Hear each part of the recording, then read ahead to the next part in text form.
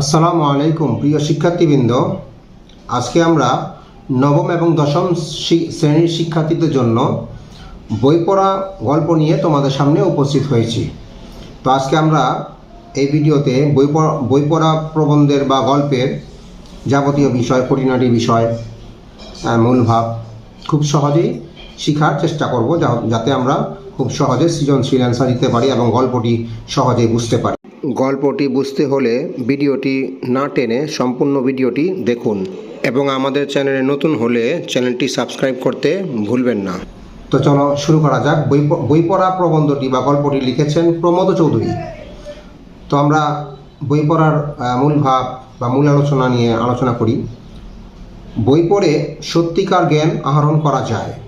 সাহিত্য বিষয়ক বই মানুষকে অতীন্দ্রিয় সুখ এনে দেয় এবং দর্শন, বিজ্ঞান, ধর্মনীতি, রাজনীতি, সুখ দুঃখ, সত্য, স্বপ্ন সর্ব বিষয়ে ধারণা দেয়।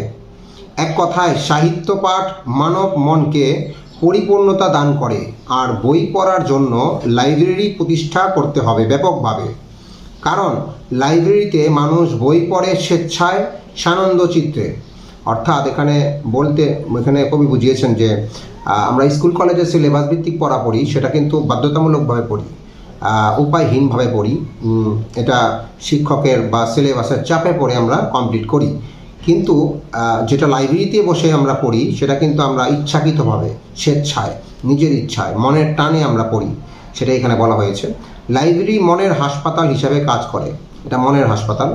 বাধ্য না হলে লোকে বই পড়ে না, এই ধারণার অবসান ঘটাতে হবে।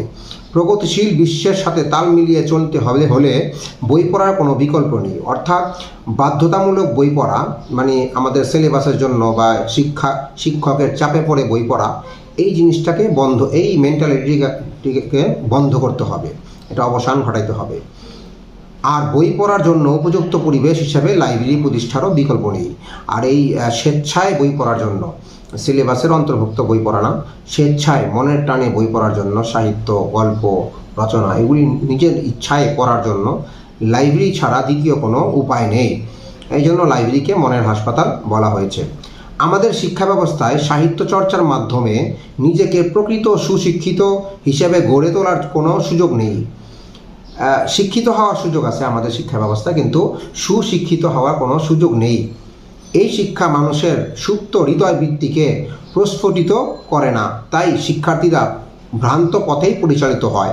এই শিক্ষা, যেটা আমাদের স্কুল কলেজের বাধ্যতামূলক শিক্ষা, এটা হৃদয়কে প্রস্ফুটিত করে না, হৃদয়ের যে আমাদের যে জাগরণটা আছে সেটাকে উঠাইতে পারে না। যেহেতু এটা আমরা নিজের ইচ্ছায় পড়ি না, নিজের ইচ্ছায় যে কোনো কাজে নিজের ইচ্ছায় যেটা কাজ করা হয় সেটাই কিন্তু ভালো ফলাফল পাওয়া যায়। যেটা অন্যের বাধায় পড়ে করা হয় সেটা কিন্তু ভালো রেজাল্ট পাওয়া যায় না। আমাদের শিক্ষার্থীরা স্কুল কলেজে প্রকৃত জ্ঞান অর্জনের জন্য যায় না, তারা চায় যে কোনো প্রকার পাশ করে একটা সার্টিফিকেট সংগ্রহ করতে। আমাদের শিক্ষার্থীরা বর্তমানে পড়াশোনা করতেছে, স্কুলের চাপে পড়ে সিলেবাস কমপ্লিট করতেছে, শিক্ষকের চাপে পড়ে শুধুমাত্র সার্টিফিকেট গ্রহণ করার জন্য। কারণ সার্টিফিকেট গ্রহণ করলে তারা ভালো একটা চাকরি পাবে, এই আশায় তাদের সার্টিফিকেট তাদের জীবনে ভালো কিছু বয়ে আনতে পারবে, এই আশায় তারা শিক্ষিত হচ্ছে, পড়াশোনা করতেছে চাপে পড়ে, যা তার জীবিকা অর্জনে সহায়তা করবে। এই সার্টিফিকেটটা তার জীবিকা অর্জনে সহায়তা করবে। অভিভাবকদের উদ্দেশ্যও তাই। অভিভাবক, আমাদের যে বাবা মা আছে, ভাই বোন আছে, তাদেরও উদ্দেশ্য তাই যে পড়াশোনা করে সার্টিফিকেট অর্জন করলে ভালো একটা চাকরি, ভালো একটা অবস্থায় নিয়ে যেতে পারবে নিজেকে, তাহলে এখান থেকে ভালো ইনকাম সোর্স আসবে। এমন চিন্তা ভাবনা করার জন্য তারা শিক্ষিত হচ্ছে বা শিক্ষিত করা হচ্ছে আমাদের নেক্সট জেনারেশনকে। তারা সন্তানদের বিদ্যালয়ে পাঠান সার্টিফিকেটধারী হওয়ার জন্য, সার্টিফিকেট অর্জনের জন্য তাদের স্কুলে পাঠানো হচ্ছে। প্রকৃত অর্থে ভালো মানুষ বা সুশিক্ষিত হওয়ার জন্য কাউকে স্কুল কলেজে পাঠানো হচ্ছে না। আমাদের উদ্দেশ্য প্রয়োজনীয় শিক্ষাকাল শেষ করে চাকরি লাভ করা, অর্থ উপার্জনই আমাদের একমাত্র লক্ষ্য। যে শিক্ষার সাথে আর্থিক যোগ নেই সেই শিক্ষা আমাদের কাছে অনর্থক বলে বিবেচিত।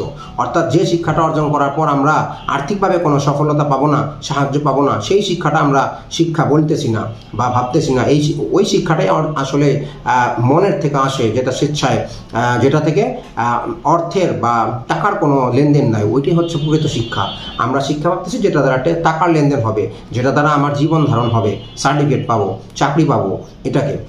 এই কারণেই বই পড়ার প্রতি আমাদের প্রবল অনিচ্ছা অনাগ্রহ। এই জন্যই আমাদের বই পড়ার অনাগ্রহ, ইচ্ছা নেই। কারণ আমরা যতটুকু দরকার অতটুকু পড়তেছি, আমাদের মনের টানে পড়তেছি না। অথচ শিক্ষার প্রকৃত ফল বলতে বোঝায় জ্ঞান লাভ ও মানসিক উন্নতি। শিক্ষার প্রকৃত অর্থ কি? জ্ঞান লাভ করা এবং মানসিক উন্নতি করা, আমার মেন্টালিটি উন্নতি করা। সেটা হচ্ছে না। এটা বর্তমান শিক্ষার্থীরা অনুধাবন করতে পারে না। তাই লেখক বলেছেন, পাশ করা ও শিক্ষিত হওয়া এক বস্তু নয়। পাশ করা এবং শিক্ষিত হওয়া এক বস্তু নয়। শিক্ষিত হচ্ছে কিন্তু পাশ করছে, অর্থাৎ সুশিক্ষিত হচ্ছে না। আমরা সাহিত্যের রস উপভোগ করতে প্রস্তুত নই। শিক্ষা প্রতিষ্ঠান থেকে যে শিক্ষা দেওয়া হয় তা অপূর্ণ হওয়াতেই আজ এই অবস্থার সৃষ্টি হয়েছে। সুশিক্ষিত ব্যক্তি মাত্রই স্বশিক্ষিত।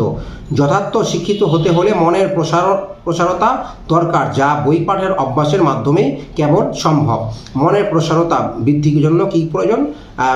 তোমার বই পড়ার অভ্যাস করা প্রয়োজন, সে স্বইচ্ছায়। একজন স্বশিক্ষিত মানুষ সকল নিচুতা, স্পর্শকাতরতা, হিংসা, বিদ্বেষের ঊর্ধ্বে। সে নিজের জীবনের মধু নিজে আস্বাদন করতে পারে। তাই বেশি করে বই পড়ার অভ্যাস গড়ে তুলতে হবে, কারণ বই মানুষের সার্বক্ষণিক এবং শ্রেষ্ঠ সঙ্গী। তো বন্ধুরা, আজকে বই পড়া প্রবন্ধের বা গল্পের এই মূল আলোচনা এখানেই ছিল। তো আশা করি তোমরা গল্পটি মূল আলোচনা বুঝতে পেরেছ। পুরো গদ্য না পড়েই আমরা অল্প কথার মাধ্যমে গল্পটি বুঝতে পারলাম। তো বন্ধুরা, পরবর্তী ভিডিওতে আমরা অন্য কোনো বিষয় নিয়ে তোমাদের সামনে উপস্থিত হব। পরবর্তী ভিডিও দেখার জন্য আমন্ত্রণ রইল। সেই পর্যন্ত ভালো থাকো, সুস্থ থাকো। ধন্যবাদ।